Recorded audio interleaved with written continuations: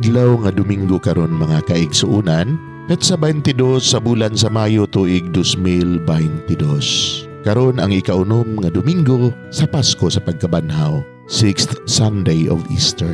Ang pagbasa kinutlo gikan sa Ebanghelyo sumala ni San Juan kapitulo 14 bersikulo 23 ngadto sa 29. Si Jesus mitubag, "Ang nahigugma kanako magtuman sa akong gisugo.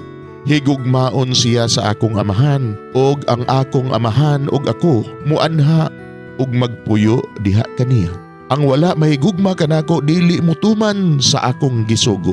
Ang mensahe nga inyong nadungog dili ako kundili iya sa amahan nga nagpadala kanako. Gisultihan ko kamo niini samtang ako uban pa kaninyo. Siya nga inyong ikauban nga mao ang Espiritu Santo nga ipadala sa amahan sa akong ngalan.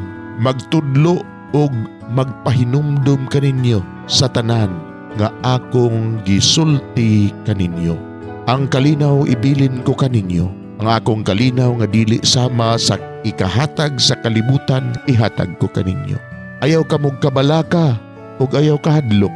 Gisultihan ko na kamo nga mobiya ako apan mobalik ako. Kung gihigugma ninyo ako, malipay kamo nga moadto ako sa amahan kay siya labaw man kanako.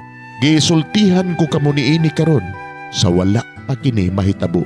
Aron inig kahitabo niini mutuo kamo." Mga igsuon, ang Ebanghelyo sa Ginoo.